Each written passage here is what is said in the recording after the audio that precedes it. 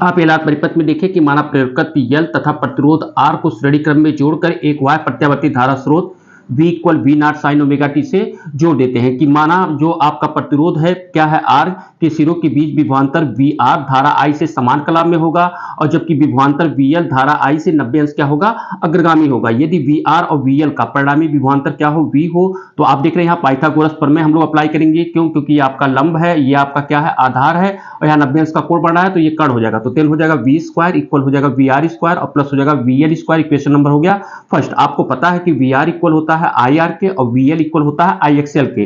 तो क्या करेंगे इक्वेशन फर्स्ट में इसको पुट करेंगे तो देन हो गया V स्क्वायर VR की जगह रखेंगे IR का होल स्क्वायर प्लस IXL का होल स्क्वायर। अब जब इसको सॉल्व करेंगे तो हो जाएगा I स्क्वायर R स्क्वायर और प्लस हो जाएगा I स्क्वायर XL का स्क्वायर। या आप ऐसे लिख सकते हैं कि दोनों में I स्क्वायर कॉमन है तो I स्क्वायर को जब आप कॉमन लेंगे तो बचेगा क्या अंदर R स्क्वायर प्लस XL का स्क्वायर। या इसको ऐसे लिख सकते हैं V स्क्वायर और I स्क्वायर यहाँ अंश में था तो उसको हर में लेके आएंगे तो अपान हो जाएगा I स्क्वायर इक्वल हो जाएगा R स्क्वायर प्लस XL का स्क्वायर। या जैसे ही चूंकि दोनों में लेफ्ट में स्क्वायर है तो जैसे ही स्क्वायर हटाएंगे तो राइट में क्या आ जाएगा अंडर रूट, तो अंडर रूट हो जाएगा R square plus XL square. जब इसकी ओम के नियम से हम क्या करते हैं तुलना करते हैं तो ये आपका क्या है प्रभावी प्रतिरोध है तो इसे प्रतिरोध ना कह करके बल्कि प्रतिबाधा क्या कहते हैं Z कहते हैं। तो Z इक्वल हो जाएगा आपका under root R square plus XL का स्क्वायर और आपको पता है कि XL इक्वल होता है ओमेगा L के।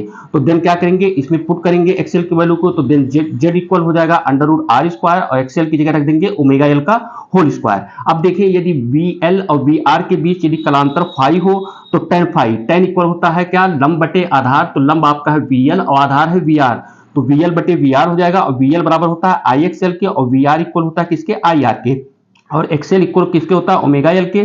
तो I पहले से था हम लोगों ने लिख दिया तो क्या हो जाएगा I ओमेगा L अपान हो जाएगा IR, I से I कैंसिल हो गया तो tan फाई इक्वल हो जाएगा ओमेगा L अपान R।